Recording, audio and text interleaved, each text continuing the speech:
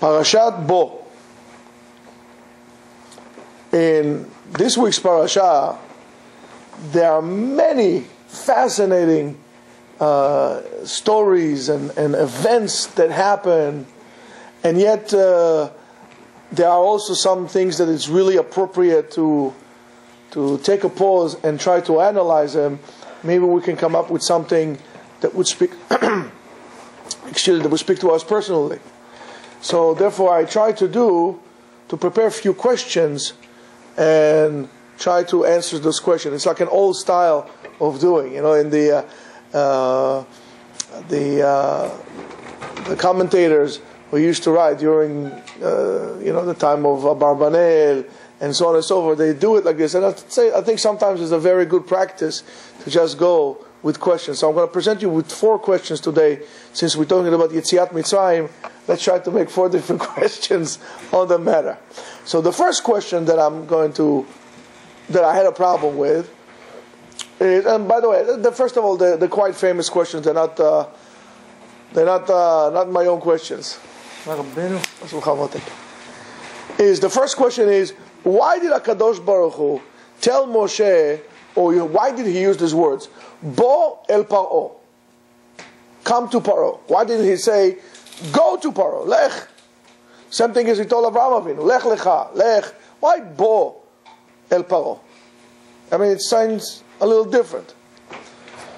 The second question would be, why did HaKadosh Baruch Hu, which is a very difficult question, why did HaKadosh Baruch Hu take from Paro something that is fun, or at least it seems that he did, something that is quite fundamental for our existence, which is free choice? Why did HaKadosh Baruch Hu take from him free choice? The third one, why did Paro wanted to know who exactly is going? Mi ve'mi ha'olchim. Who is going to the desert? I want to know. Well, what am you give us a limit. Maybe 100 people go, 1,000 people go, so and so and so forth. Why are you using the term mi ve'mi ha'olchim? Who is going? And the fourth question is, why is HaKadosh Baruch Hu telling Moshe to tell Paro that we're only going for 3 days? Going for 3 days, we're going to come back. I mean, we're going to the desert, a little vacation. We're going to Aruba, we're going to the Dominican, to chill out a little bit in the desert, throw a little shish kebab here and there, maybe smoke a hookah. I'll come back 3 days, no big deal, just let me go. Why does he tell them to the Jewish women, tell the Jewish women to borrow, wink wink, from your neighbors, gold and silver and dresses? What kind of thing is this? So these are the 4 questions we deal. So let's say, Be'ezrat Hashem, if we can go and try to answer them, and not only answer that, is to try to learn something internally for ourselves as well, because I do think that does point out. We're not going to make it long, but we try to make it to the point. So HaKadosh Baruch Hu tells Moshe, Bo el Paro. Come to Paro. Bo, some Mefarshim say, Bo letocho mamash. Think like him. Come inside of him. Try to go down to the bottom of Paro. Try to understand how he thinks, how he operates. Try to reach out inside of him. Maybe there is a chance that, what do you think will happen if you'll be able to see how he thinks, how he operates? What do you think could happen? What's the chance for what? Chance for peace? A chance for what? Maybe there's a chance for tshuva. Maybe Paro can make tshuva and repent. But how is this possible? How can a person make tshuva if HaKadosh Baruch Hu tightens up his heart? Ichbid livo. Makes it heavy. How is it possible? The Zohar brings that Moshe Rabbeinu needed to go and this time reach out inside of Paro to break what the Zohar called klipa kasha meod, a husk, a spiritual husk that close from within, and it's very hard. If we try to imagine what it will be the difference between trying to break a peanut shell to a coconut shell. When a person, and we'll see exactly what happened, when a person does certain things, sometimes he covers himself, his soul, with shields, with husks, we call it klipot, that needs to be shells, that needs to break. So this time he says, go inside, like come inside of Moshe, break this klipa, which is very difficult. Now Moshe is hesitating. Moshe is hesitating because he was aware that that's what HaKadosh Baruch Hu wants him to do. HaKadosh Baruch Hu does not need to tell Moshe detailed things. He tells him go, and Moshe understands exactly what he wants. As we said previously, that one of the interpretations of divine enlightenment is to understand what HaKadosh Baruch Hu wants from you. Moshe Rabbeinu was such a level, he understood. He said, he understood what he needs to do. He hesitated. How could he do that? But I have the powers to do such a thing. And maybe Paro will kill me altogether. I can't do that. So HaKadosh Baruch Hu said to him, Bo, come with me. You're not alone. I'm going to go with you. I'm not going to leave you. We're going to walk together. I'm going to lead. And I'm going to say to you, Bo, come. Don't be afraid. It could be done. I'm with you all the way through. Unlike Avraham Avinu need to do a special task that was designed to him. It means go. On your own. Lech lecha levadcha. Go on your own. Here HaKadosh Baruch Hu says to Moshe, come with me. So therefore, HaKadosh Baruch Hu said to him, you need to speak to him, and I'll be there, and we'll try to break this Yesod HaKlipa, that core of call it spiritual opaqueness in him, that spiritual closing that he can't, that we'll try to crack it, so maybe some light will be able to come in and out of this person.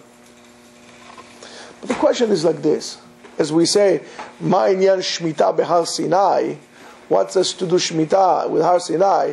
The question should be asked, therefore, Ma inyan tshuva etzel Paro? Akhpat li from Paro? They make tshuva, doesn't make tshuva. Ma inyan beze? Well, first of all, we need to understand that HaKadosh Baruch Hu has rachamim and mercy, and He cares about each and every one of His creations. HaKadosh Baruch Hu, yesh lo rachamim. He doesn't want the wicked man to die. He wants to give him a chance. But there's something here fundamental that we have to understand, and yet we have to remember. We have to remember that the purpose of giving all these plagues, all the makot, in Mitzrayim, the whole production of the 10 plagues that came on Mitzrayim, is not to cause Paro to let go of the Jews. HaKadosh Baruch Hu does not need to do all these miracles to make Paro go. Yeah, once they'll go. There's no question here. But to teach us and to teach all the nations, למען דעת כל גויי הארץ, כי השם הוא האלוקים בשמיים מעל ועל הארץ מתחת, אין עוד. In order to learn, to teach the people, to show the people that God, Hashem, is the God. Up in the heaven, down in the earth, nobody is God but God. And all, that's it. It's the only one. The one and only. All the matot, we need to see it that we'll understand, and we need to see it for we'll remember that it is very easy to forget That's one of the reasons why we are commanded every single day to remember Yetziat Mitzrayim, that HaKadosh Baruch Hu took us out of there, and to remember that He is God, and even more so, to teach the children that. And we'll see how does it really come to play towards the end of the parasha. In a way, the otot, or the moftim, were done to implant this concept in the DNA, in the genes of every Jew. It's so much rooted into us. But, so therefore that's the bo. Come. Understand him. Even if he's your enemy, in order to conquer your enemy, or to make peace with him, one way or another, you will have to understand how they think. One of the problems that the West has with non-Western entities, like for example Muslims or Asians, is that the West assumption is that everybody thinks like a Western, and it's completely wrong. And unless you're going to understand how they think, how they operate, immerse yourself in their culture, you're not going to either make peace nor win the war. It's going to be an ongoing struggle of who's going to, perish first, who's going to collapse first. It's going to be an ongoing battle.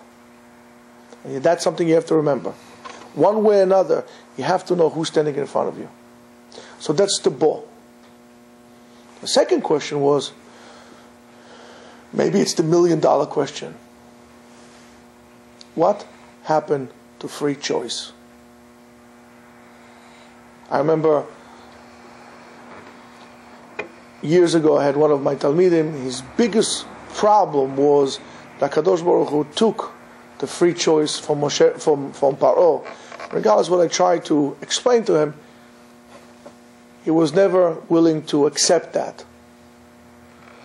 It was a big thing to him. Today, Baruch Hashem is sitting down in Yerushalayim and he's reading books and he's a big Talmid Chacham and so on and so forth, becomes an expert in so many different things. But there was a big fundamental thing to the point that he was willing to say, okay, you know what, something here is not sitting right with me. So we need to put special carefulness and try to be aware of what exactly happened here. And did really HaKadosh Baruch Hu take his free choice? But that's something that we need to learn as well. In Midrash Rabbah, it says that when a person does averot, כשהאדם ha'adam chote, when he does averot, he attracts upon himself what is so-called ruach tum'ah, spirit of impurity. Moshech ruach shel tum'ah. The tum'ah does not just jump on you. If you are a kadosh person, most people are kadosh to begin with. We are not born impure. We are born pure. The impurity comes to us many times because we call it. It does not come by itself, because it doesn't have a permission to come and filter you. You call it. Remember the story about this Hasidim that the Rabbi gave him a shmuz before Rosh Hashanah to do tshuva and so on and so forth. And he said to him, Rabbi, but the Yetzer Hara keeps coming to our houses. He told him about keeping your house kosher. So he said to them, do not open the door for him. Because once you open the door, he will put his foot at the door, and then slowly he'll push you in. Don't open the door.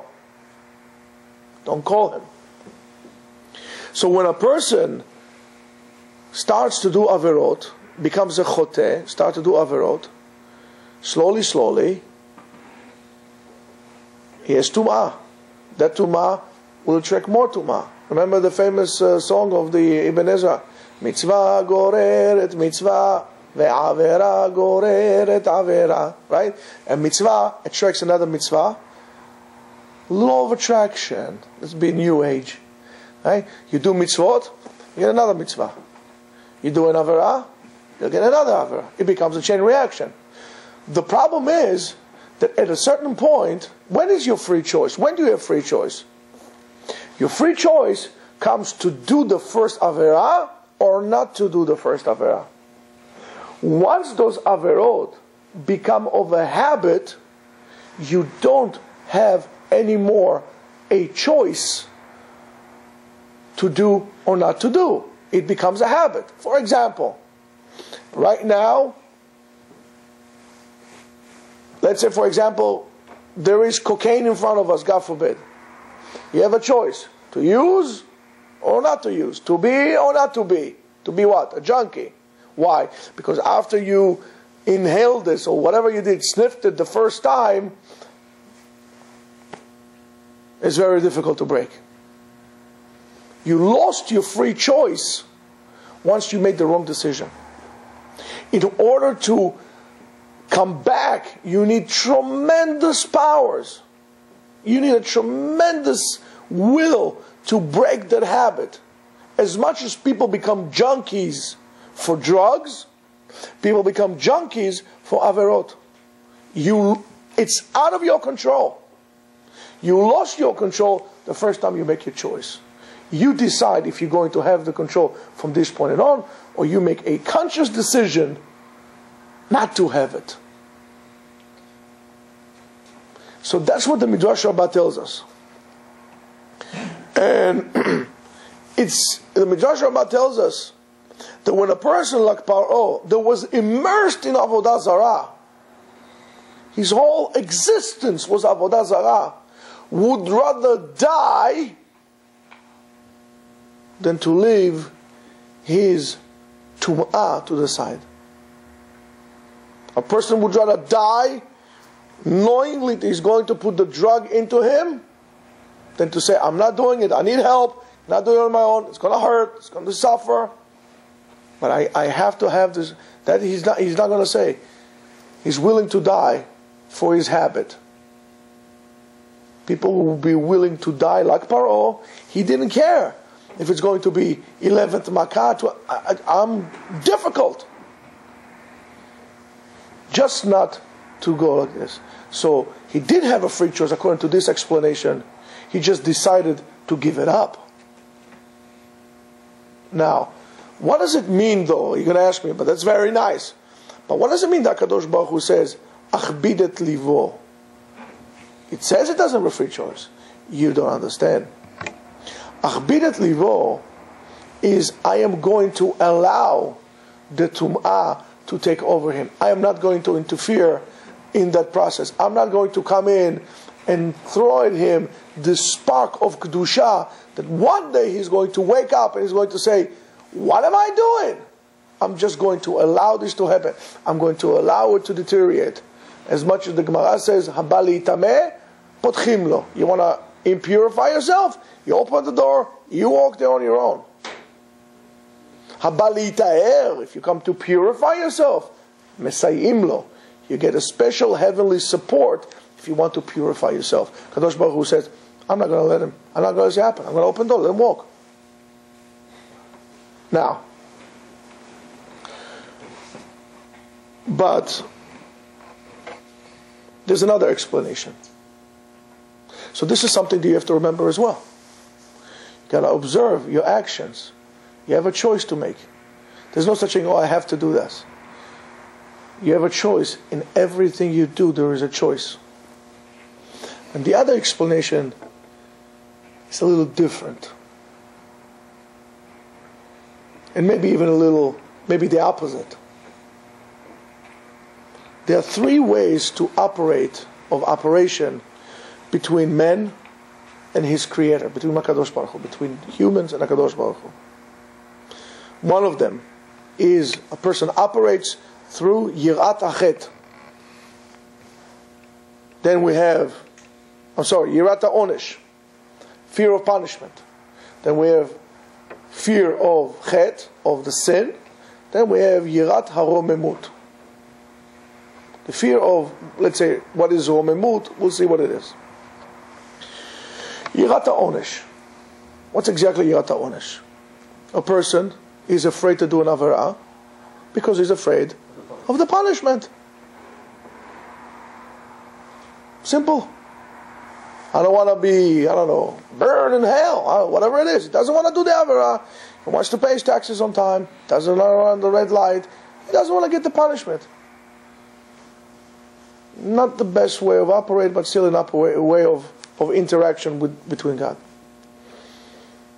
The next one is yirat hachet. A little different to what we get used to when we say yirat chet. Yirat hachet is a little bit of an image issue. It is very important for the person to maintain the image of a tzaddik. He wants to everybody, I have a reputation that I'm a good man. I don't want to destroy that. In the case of Paro, it was a little different. In the case of Paro, he says, I want to maintain the status of super king, of super leader. Therefore, I'm going to maintain this cleanness attitude, even though inside of me I'm really not. But,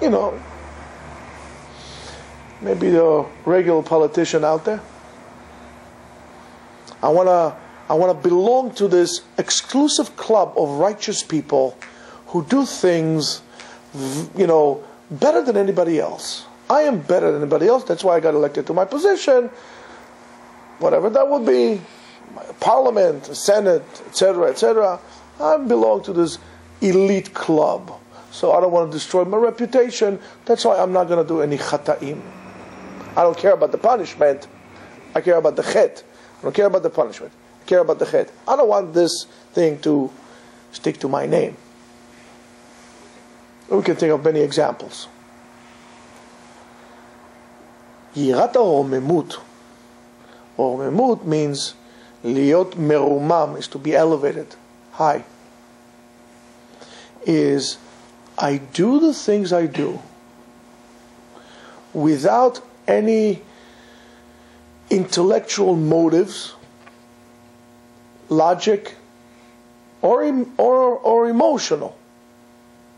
I do the things I do because I feel and I know and I feel it inside that is the right thing to do.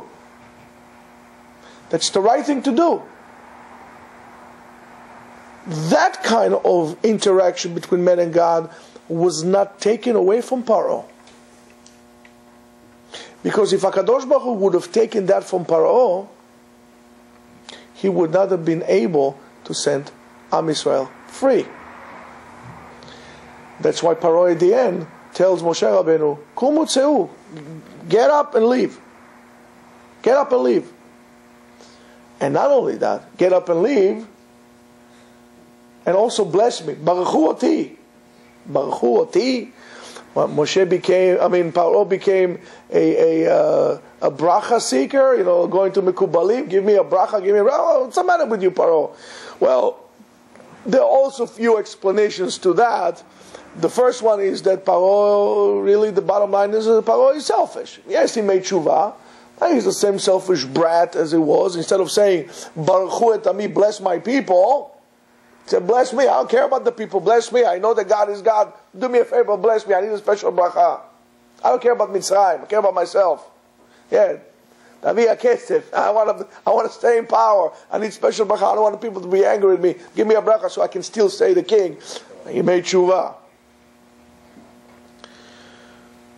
And there are those who say, Mefarshim, that Paro did not send Am Yisrael from fear, because he didn't care if he gets makot.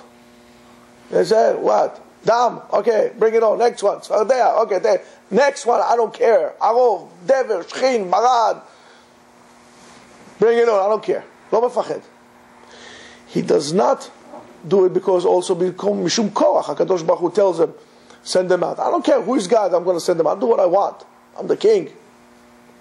But rather at the end from understanding, a complete understanding that what? She'Hashem Hu Elokim, that God is God. Somewhat of a tshuva. Yes, it did not last a long time. After a while, got on his chariot and put on the Egyptian Ferrari and went chasing them in the desert. But he knew internally inside that this is his historical job.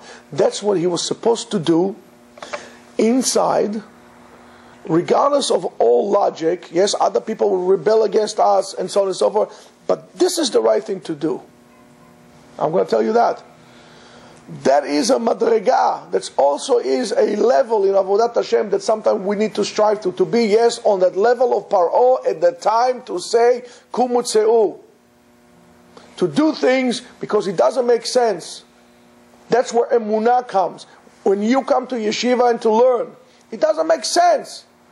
The whole world tells you have to put your effort, go to school, get to the best school, go to this school, do this, do that. You're coming to learn. Why? Because you know this is the right thing to do. You know, why are you putting a kippah on your head? Well, it's the right thing to do. I'll give you a heter. I'll find a heter. You don't have to wear a kippah.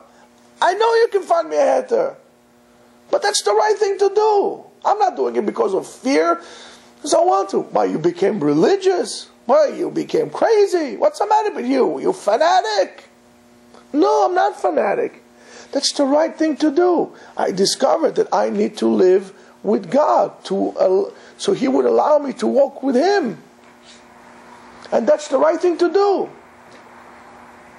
Regardless of what you think about me, that's what I need to do. That's a great level. And if you think about it, not so many people reach this level of Paro, Yirat Harom Emut. It's a high madrega. That will bring us to the third question. Why does Paro want to know who exactly is going? And really, this question has to do with the next question as well, but we'll try to separate it. Paro, like many other great leaders of the world, think that HaKadosh Baruch Hu is so aloof, so removed from the world, he does not have time or business to deal with little people. Therefore, they think that God only deals with wise people, old people, and even them, he doesn't really have a lot of time to. Comes Moshe and tells him, no. We all go. Why? Because the answer, and I'll tell you what are we answering. Am Yisrael answers, Ki mi'afar yarim dal u'me'eshpot yarim evyon. HaKadosh Baruch Hu will take the most insignificant person and rise him up from the dirt, from the ashes, from the garbage. He's going to pick up the poor ones and he's going to make them rich. In other words, HaKadosh Baruch Hu cares about everybody. Not only that he cares, he intervenes and he pays attention on everyone, even the most insignificant person. And then we answer also, Mi ki Elokenu agbi'i lashavet, hamashpili li'ot b'shamayim u'ba'aretz. Yes, Hashem is up, is high. Not only is high, is the highest of all. And he still puts his head down to look at those who are here in this land, all of us. But what was the question? The question was that the Goyim tell us, Ram al kol Goyim Hashem. HaKadosh Baruch Hu is above all nations. Ala shamayim kevodo. He cares about heaven. He doesn't care about us. And we tell him, no, he cares about everything. Up above and down here. The poor man as the rich man. The important man or whatever you think is not important. We're all important. That's the tshuva of Am Yisrael. And not only that, then Moshe goes and tells Paro, and you know why we are going? Ki chag hu leHashem. It's a holiday. And what do we say on a holiday? Nagila v'nismecha bo. Because the simcha, the joy of Am Yisrael is be'avodat Hashem. When Am Yisrael does avodat Hashem, that's when they have simcha. Not like when other people have simcha, they go to the bar, they do an Oktoberfest, they do the drink, and we're not like this. Our simcha is simcha Torah. When we finish a masechta, we dance. We have a meal. On simcha Torah, we dance. Avodat Hashem is simcha. And Paro thinks, he says, but avodah is only in korbanot. Agvarim ilchu. Let the men go. Because the avodah is only by korbanot. And korbanot men do. Paro doesn't understand that being besimcha, being in understanding that simcha, joy, is also avodat Hashem. Is a part of avodat Hashem. Is avodah by itself to be sameach. You cannot do avodat Hashem when you're miserable. Simcha is avodat Hashem. To be happy. When you be happy, you're positive. And when you're positive, you can do things. When you don't have simcha, you're down. You don't want to do anything. You become bitter. You point fingers at everybody. Simcha is avodat Hashem. Nagila v'nismecha beHashem. Nagila, we'll rejoice and we'll be happy with Hashem. That's the simcha. That's when a person comes, whatever happens outside, you're starting to learn Torah, throw everything behind you. Immerse yourself in the Torah. You're going to have simchat olam. Eternal joy. That's avodat Hashem.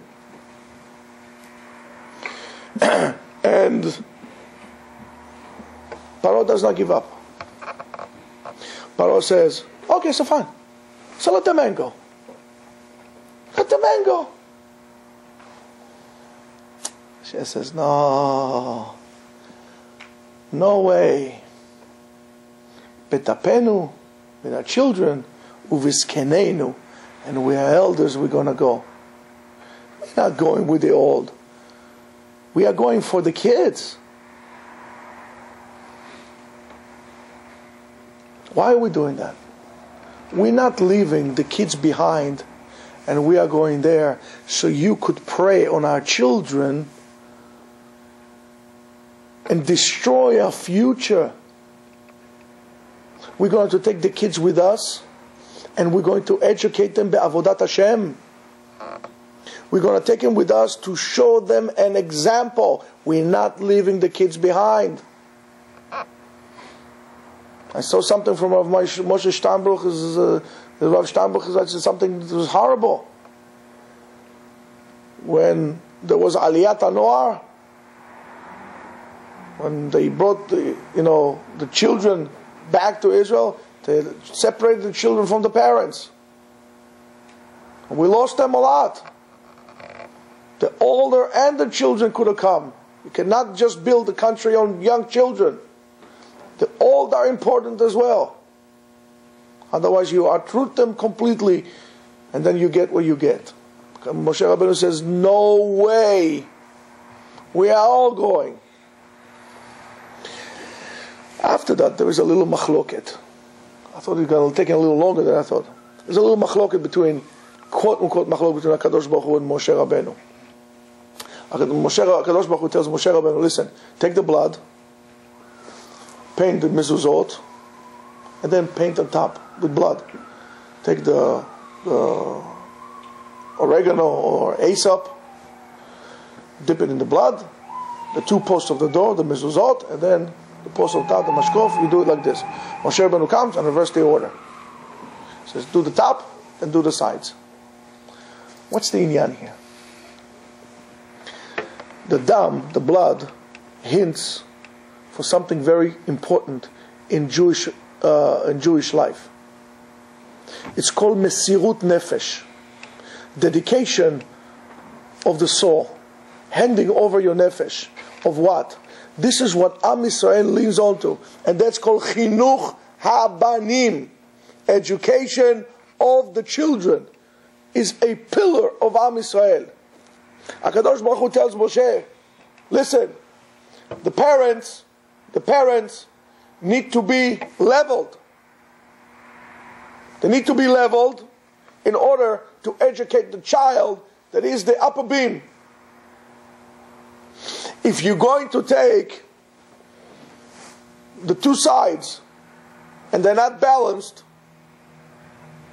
you get what we have, Ben Sorer Umoreh. When the parents don't speak the same language, not language in terms of communication, the father tells him something, the mother tells him something else. What do you get? You get a brat. The parents need to speak the same as one person. When the father speaks or the mother speaks, it's like both of them are speaking at the same time. This is a rule in education of the kids. You can't say one thing and then your wife will override it, or the other way around. You override your wife. You have to be on the same page. If you want to have, this is the education. Why on the bait? Because that's the bait in which you live. A bait ne'eman. A bait shel Am Yisrael. A Jewish home has to be balanced. Moshe says, no. First of all, we need to educate the kids on Kiddush Shem Shamayim, which is a Kadosh Baruch Hu. We have to educate the kids on the Kadosh Baruch Hu. After that, we can take of other things as well. And that's education of the kids. And then on the other side, what's on the other side?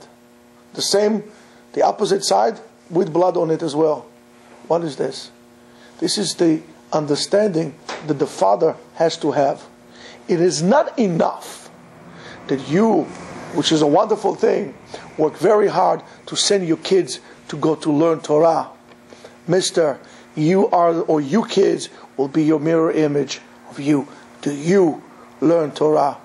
Do you do what you demand from your children? You have to understand that you have an obligation as well to learn Torah. So your child will be able to do so. Because like this, you mechaven l'shem shamayim. This is what you aim from above. So now we're left with the fourth question.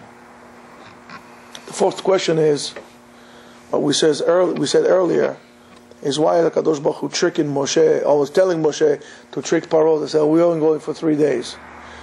We're only going to borrow. We're going to borrow from you the stuff. It's not really like it.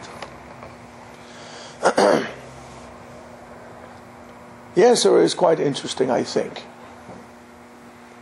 And this is an internal learning that we have to do. If Moshe Rabbeinu would have come to Paro and said to him, listen, Paro, you didn't treat us right. We are going now, and we ain't coming back. We're not coming back. What would have happened? Paro could have commanded everybody to kill them. First of all, one option, kill them. You're not going out. It's not a problem. I'm going to show you. You're not going to go out. Kill them all. Chas v'shalom. But then he would do to you something else. He could have done something else. 1 second. Why do you want to go out? I understand. It is hard for you. I understand. You're upset. Relax. Sit down. Sit down. Sit down. We'll talk. Chef Rega. Chef Habibi. Would you like something to drink? I'll pour you something to drink. Some fine whiskey. Would you like bourbon? Maybe gin. 1 gin and tonic.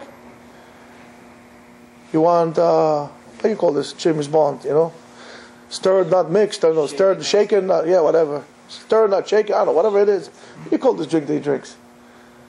Can't remember. Martini. That's it. Martini. You want vodka martini? 2 martini, 1 vodka, ice, no cranberry. Cranberry is for ladies. Ice is like this, right? You want not a little bit of tonic or bitter, whatever he puts there. It's not a problem. Sit down, relax. Would you like a cigar? Give me a cigar. Got some fine Cubans here. Don't tell anybody. Got some fine Cubans. You Cubans, smell good. Relax. How do you feel? Feel good? Good. Now guess what? You're not going out. Because now we're buddies. Now you're not going out. Don't worry. Relax. It's okay. It's okay. I understand. I understand. Why do you need to tell them, I'm borrowing from you gold and silver and dresses? Why do I need to borrow? You're not borrowing it. You can demand. Say, yo, borrow. 210 years. We've been working here. Hard. You didn't pass anything. You didn't even pass minimum wage, for crying out loud. Nothing. Not even a pay stub. I don't have nothing in my Social Security. I want to go to pension. I don't have anything. What kind of thing is that? I want payment. I deserve it. I'm going to go to Supreme Court. Why do you tell him that? Look, it's not a problem. Here, I'll pay you a little bit. Sit down, relax. How much is minimum wage? $7.20. I'll give you $7.50. Sit down. It's going to be okay. And you will take it and you will stay. You will stay a slave. You need to understand that each and every one of us has a little paro inside. That little paro is our Yetzer Hara. We have a little Yetzer Hara inside of us. And if you're going to come and immediately resist the Yetzer Hara, he would push you back. Right? Every action is a counteraction. And it will start a battle, and then we will fall. If there is something in you, any change that you would do will have to be gradual, slowly. You have to trick the Yetzer Hara. Relax. I'm not Chozer B'Teshuvah. I'm just keeping Shabbat. I'm not keeping kosher. I'm just for a while keeping kosher. I'll make a deal with you. If we see something that we really, really like, I don't know, what's something that people like to eat? If I see lobsters, and I really, really, really, really want to eat lobsters, if I really want it, then I'll eat the lobster. Good enough. Yes, I says, okay, beseder. Meanwhile, you're never going to eat it. But you need to tell the Yetzer Hara inside of you, I'm not going to do it. Change it slowly. If you change things rapidly, it becomes a commotion. In other words, the change that will happen inside of you will have to be gradual. You have to do it with chokhmah. Because if you will change it, it will create a lot of pressure inside of you.